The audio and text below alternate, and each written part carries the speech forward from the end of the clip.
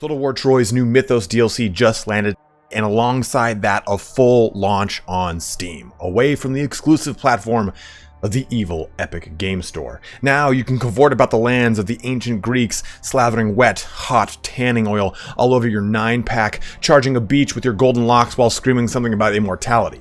Take it! It's yours! With a full year under its belt as of this month, Total War Saga Troy has been out for a good amount of time, and it has had a great deal of criticism leveraged against it, from supposed reused Warhammer 2 animations to a watered-down Greek mythological experience in the truth behind the myth. I did it with my bare hands. No, not that truth behind the myth. Get out of here, Rock Hard Dwayne the Hard Rock Johnson. In this video today, I want to break down some aspects of the game to discuss whether or not Troy is worth it in 2021. If this is your first time on my channel, the way I like to do things is upfront the knowledge I'll be covering so you can decide if you'd like to stay as I go into my reasonings. So with that being said, let me summarize what I'm about to talk about. And let me start out by saying that Total War Saga Troy Mythos is not the DLC we needed. Rather, it's the way the game should have been at launch. The seamless integration of larger-than-life mythological creatures, the glorious divine table allowing gods to play out on the battlefield, the gods of powers to play out on the battlefield, and the gorgeous campaign map steeped deeply in the mythology of the era all make for an amazing gameplay experience in one of my most favorite arenas of antiquity. Troy is very well optimized, and honestly it runs buttery smooth compared to the parent game that it borrows its engine from, Total War Warhammer. Alongside the full mythological treatment, the addition of the expeditions and the 3 keystone monsters also makes for some great content. So if you've never played Troy and were waiting for the Steam launch, I think it's an amazing experience to dive in on, especially considering you can get all the DLCs plus the base game for $57, and that's $7 more than just the base game. If you do decide to pick up Troy, I have tons of guides to help you decide which campaign to play, linked in the upper right corner and at the end of the video, and also you can find a link to my Nexus Store if you'd like to help support the channel. But with that being said, if you have already played Troy, if you already have Troy, I think that Mythos is going to be a hard sell, to be totally honest. It doesn't add anything absolutely earth-shattering and new to the game. The god abilities are fun, but they're not completely, going to shake up the way you play. The inclusion of the expeditions are cool, and they're a nice tack onto the main campaign, but it plays effectively the same. Even the mythological unit roster, which is expanded in Mythos and given new life, is just still not going to alter much of your experience. So that's my quick rundown of the game. If you've already played it on Epic Game Store and you've played it a ton, I don't think you're going to get a ton of mileage out of Mythos. But if you've never touched it, I think you are really going to enjoy yourself.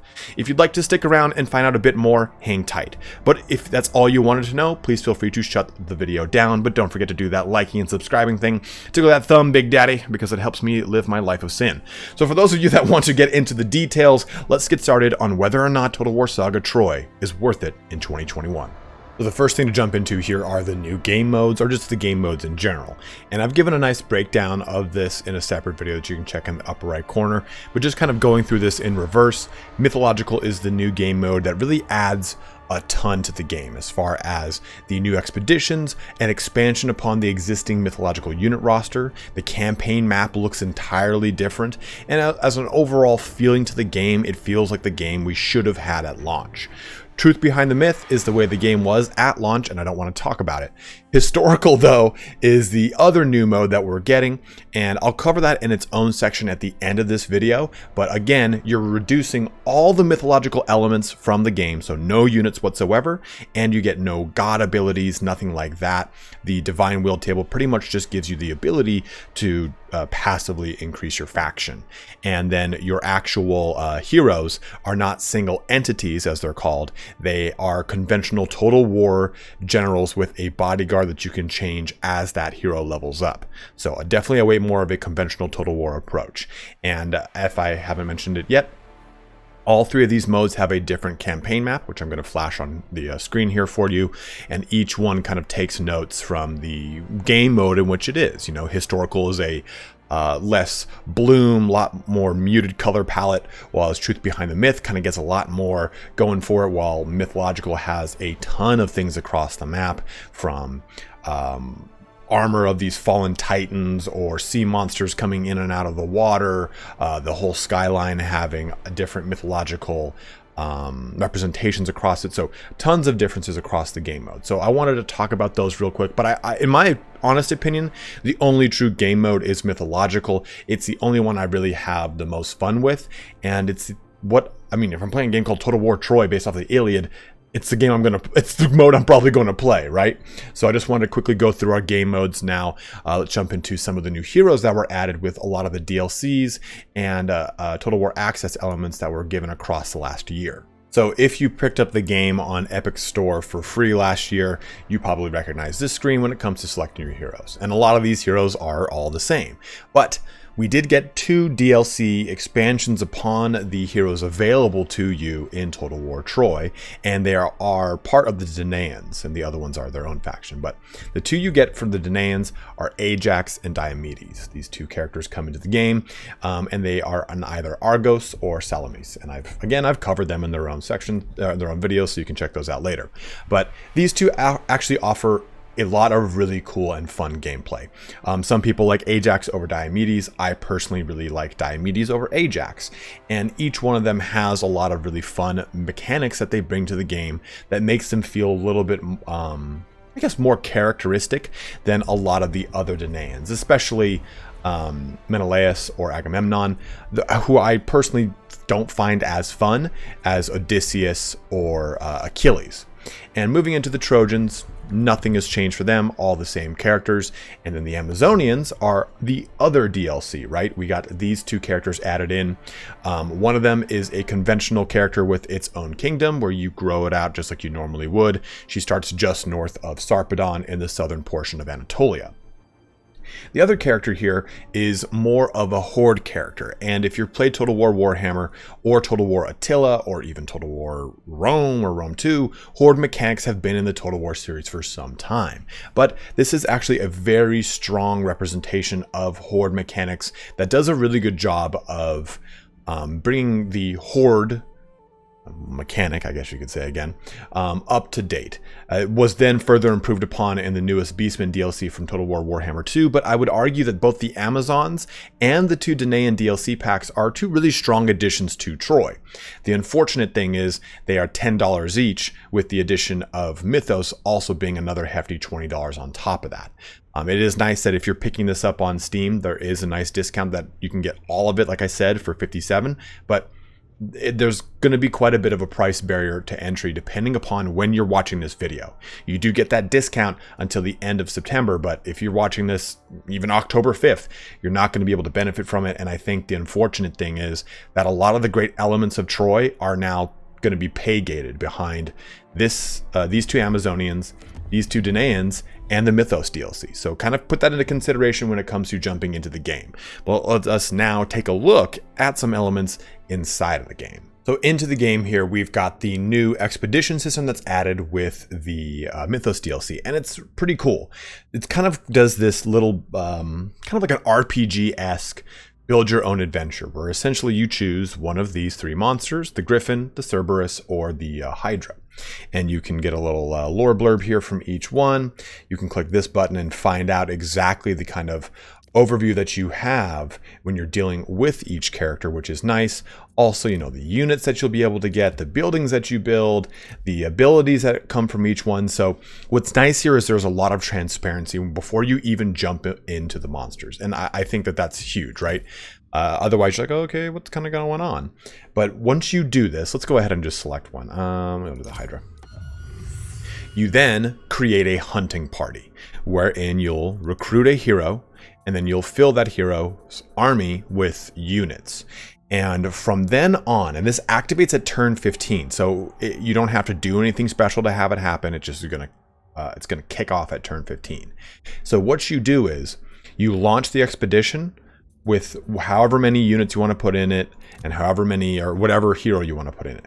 And then from each handful of turns after that, you're dealt with a certain scenario, a certain dilemma that says, hey, you know, while you're going through this portion of, you know, the coastline, someone approaches you and asks you this question, and you get a series of responses that you can do, like, hey, you know, this one or that one, and it will result in a specific unit maybe joining your army, or a passive bonus happening, or it's usually something that's got a positive and a negative, like, If you take a certain action, your men will be exhausted, so they'll become tired, but they'll get a bonus to all of their combat attributes. Or they might lose some health and gain veterancy. Or you might have something occur and gain units. So there's a lot of really cool things that happen to your hunting party as it progresses through the expedition until it ultimately culminates in a quest battle. So here we are after having done 5 sets. You can see here, each one of these has a different kind of set of dilemmas, right?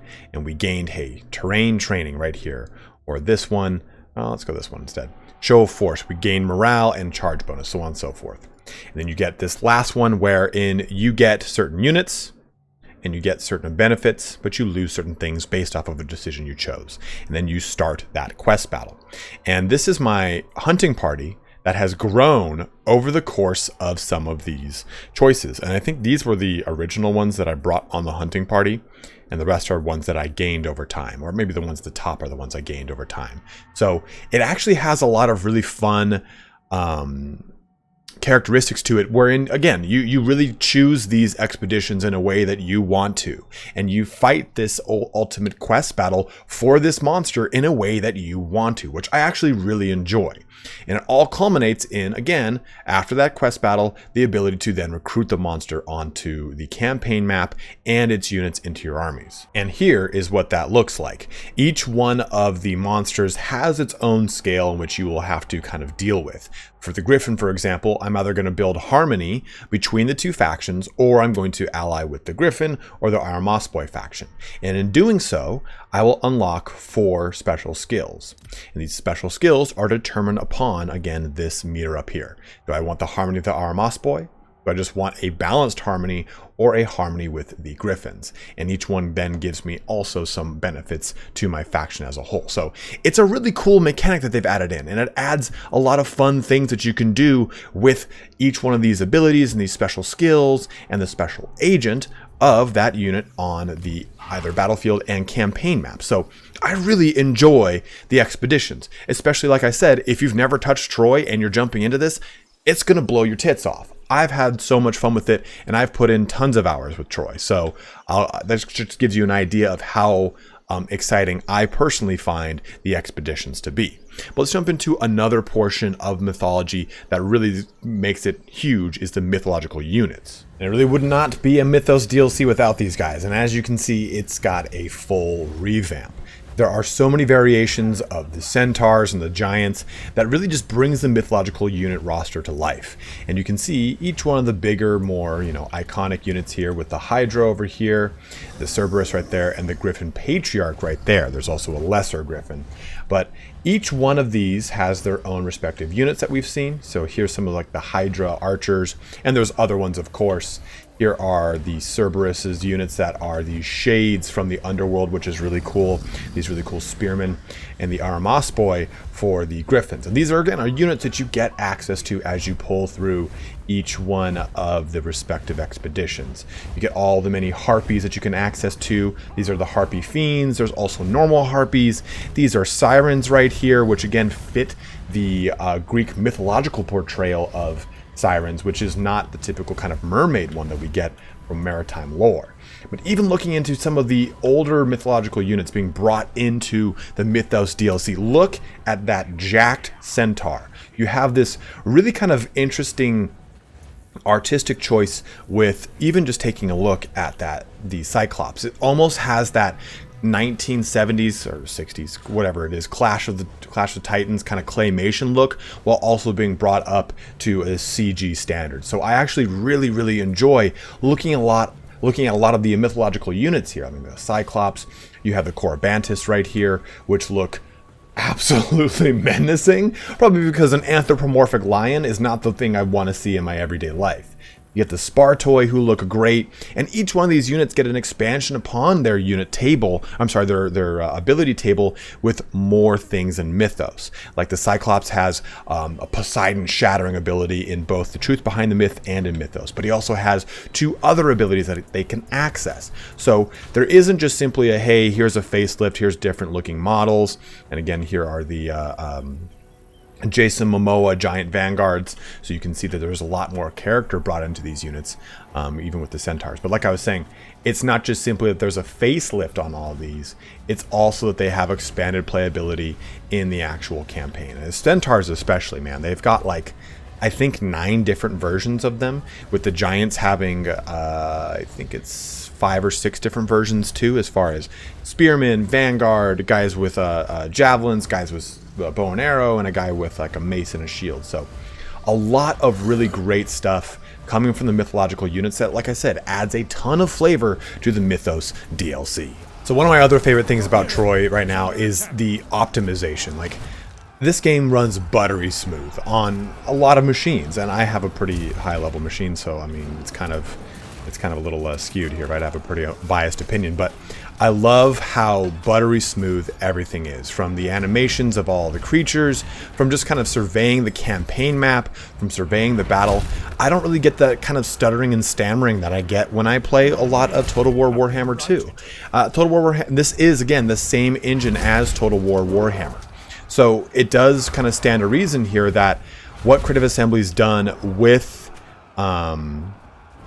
Troy and making it kind of an optimized experience excites me, not only for Total War Saga Troy, but for whenever I decide to play into Total War Warhammer 3, you know, whenever that game comes out. Like, taking a look at this, I'll just press this ability here. There's quite a few things in the battlefield, so let's head and see how that goes off. I mean, you can see there's quite a bit going on. The game seems to be just dealing with it just fine. It doesn't get that kind of like chop, chop, chop, and then the thing goes through. So I really enjoy that about playing Saga, and I think that makes it for a lot more of enjoyable of an experience, is getting that really smooth, optimized touch on the battlefield, on the campaign map. So I just don't feel like I'm playing a game that is dated itself, right? So huge thing I wanted to bring up and just kind of show off, especially as we see some of the mythological units jumping into the fray. And jump all the way over here and see some bigger ones. You can see things just punching stuff around. So again, it does make that feel a lot more exciting when you've got these huge creatures that are not just kind of attacking frame by frame, and they're actually a little bit more of a smooth chop and chop with this. What are you doing over here, man? You're just sitting there with your big old club eyeing me as I record? That's just kind of rude. But again, loving the optimization that you get with Total War Saga Troy. Another big thing that's changed in 2021 is how Divine Will works, especially with that Mythos DLC. We did get 2 new additions of gods that are FLC added to the game, with each one of the DLCs that will launch with Diomedes and Ajax, as well as the Amazons. We got Artemis and Hephaestus, and this brought Hephaestus, the divine craftsman agent, to the table, and Artemis, you now get access to special warriors of Artemis that you can recruit into your army. So these 2 things are a nice addition to the game, especially because they were missing from the original inception of Total War Saga Troy. And in the mythology or mythological mode, Mythos mode as it were, you get access to these new Divine Will abilities. Only 2 of them are actual damage abilities from Poseidon and Zeus, and I'll show that off at the end of this section. Also with a caveat of, you know, my kind of gripe with them.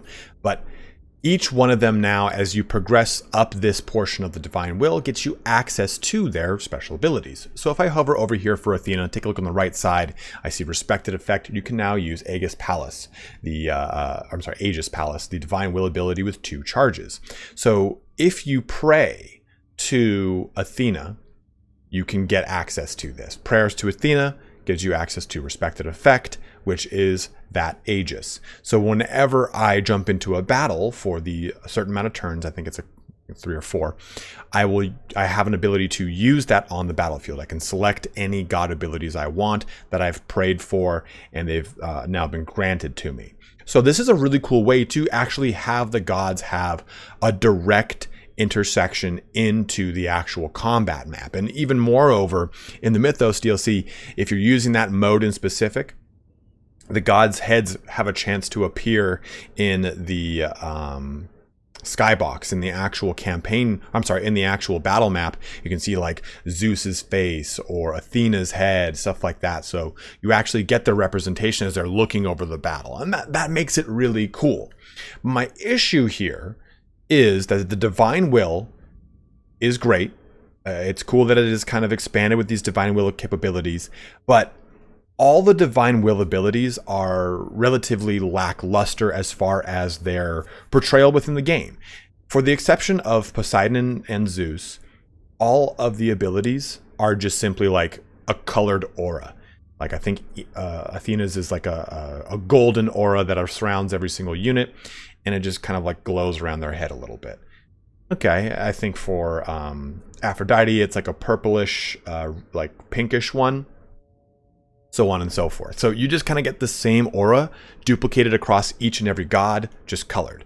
Now, for Poseidon, though, you do get this really quick little wave that farts its way across the battle map.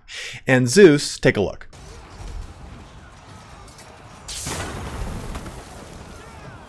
I mean, that was cool. We got a quick little lightning bolt, but I mean, it's far from the thunder crashing lightning I would have expected that Zeus would throw onto the battlefield as it destroys your enemies as he launches it from Mount Olympus on high, sitting in a smoking jacket laughing his tits off. So again, I think it's awesome to be there, that it's there, and it can obviously be dialed up with a mod, and that's going to be cool, right? Essentially, Zeus's Thunderbolt is very similar to the Total War Warhammer 2's Lightning Bolt for the Skaven. So it's just kind of like one bolt rather than the three that the Skaven gets. So it's, like I said, cool that it's there, but I just wish it had a more direct visual representation. And maybe they did that to tone it down so that it doesn't tax a lot of machines. But to be honest, it just kind of feels weird because it doesn't have this, hey, the god's coming to help you, enjoy this sprinkling. Like, okay. Or like even Poseidon's little fart across the battle map. It doesn't really feel like this cool, robust representation of mythology, which the Mythos mode is supposed to be.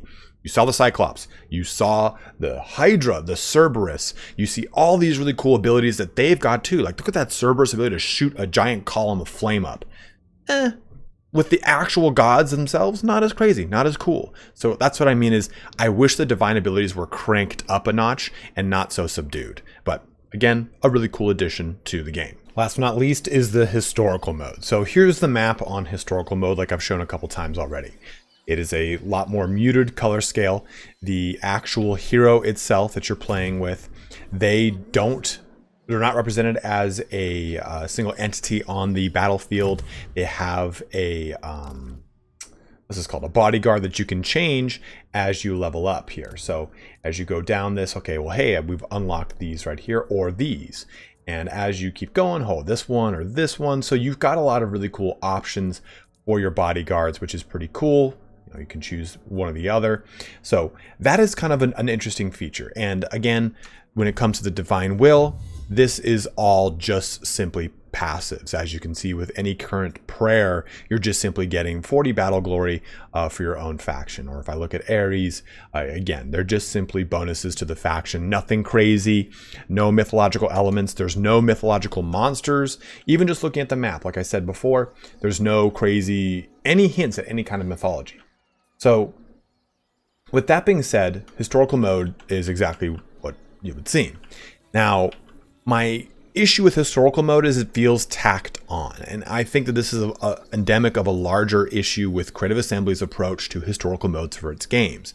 It's no longer like a, hey, here's a historical mode for the historical fans who want to play a historical version of this game. It's a, hey, here's an appeasement. And I feel like that's done a lot of ways, right? It's done like, hey, you know, we did this in Three Kingdoms. Here's kind of the records mode. I think that the historical mode thing kind of needs to stop. And my opinion on that is just simply that when I look at a historical mode or even a fantasy mode, I don't think that even exists right now, but any kind of fantasy mode jammed into a game that is supposed to be history, or again, a historical jammed into a fantasy, it cheats the parent game. I don't know how much or if any development budget was wasted or used. I won't say wasted because historical does have its merits for people that want to play historical.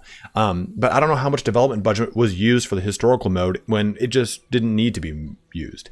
Unless they wanted to make, you know, Total War Bronze Age, which in and of itself, if I look at this map, we're missing the rest of Anatolia and all of Egypt to make this a true cool Bronze Age Total War experience, then I feel like just not even doing the historical mode would have been the better call.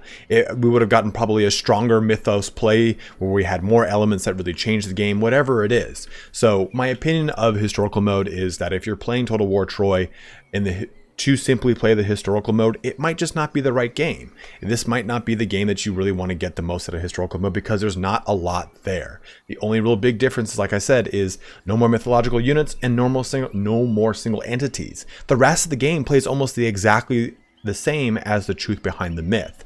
So again, like I've said now, it's like 50 times in this section, historical mode, while a cool free addition to the game, remember it is free, so that is awesome. It's not part of a DLC. It just felt a little forced and not something that necessarily needed to be there. It's going to confuse new people to the game who maybe don't understand what the difference is between all three things, because the game mode's small outline of each one is not that descriptive. So it's worth mentioning in this kind of review or state of the game, as it were, in 2021, because I feel like, again, you just get so much more out of the campaign in the Mythos version of the game.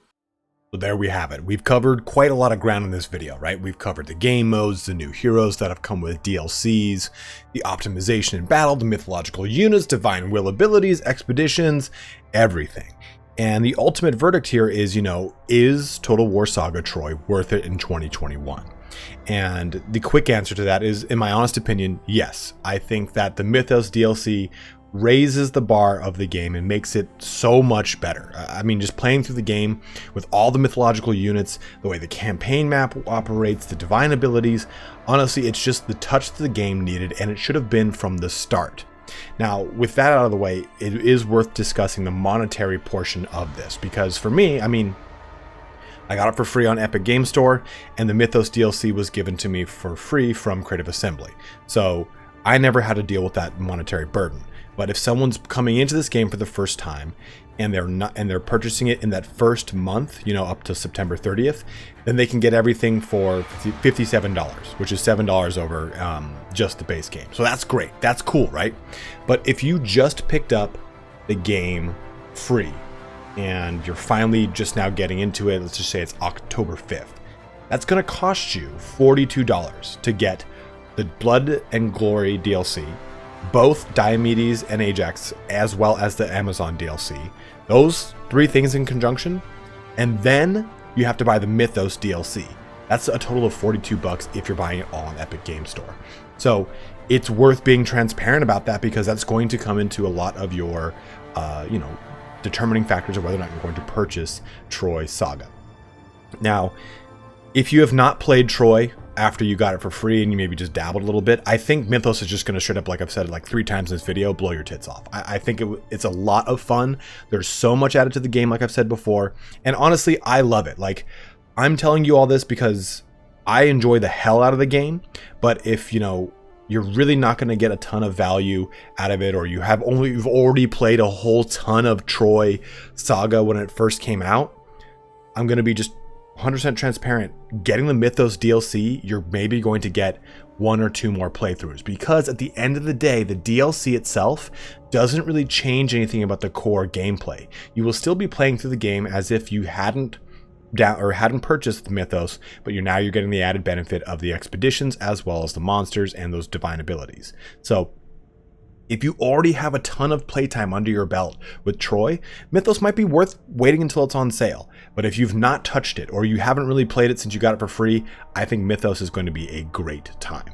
So that's my overall kind of summarization of everything. I mean, you could have watched the beginning and the end of this video and not really needed to watch the middle, but the middle at least gives you at least an idea of where I'm coming from with what my statements are.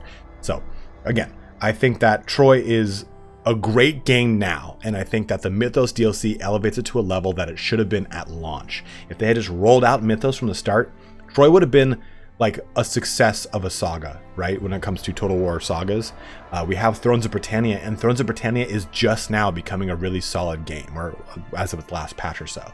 And it's kind of unfortunate that it's taking these saga titles so long to kind of come up to a point where they're really solid, strong games. So that's just the overall gist of everything here, guys. So hopefully that helps you out in determining whether or not you're going to play Troy Saga Mythos DLC or just non-Mythos DLC in 2021. And if you have any questions, please by all means go ahead and let me know in the comment section below.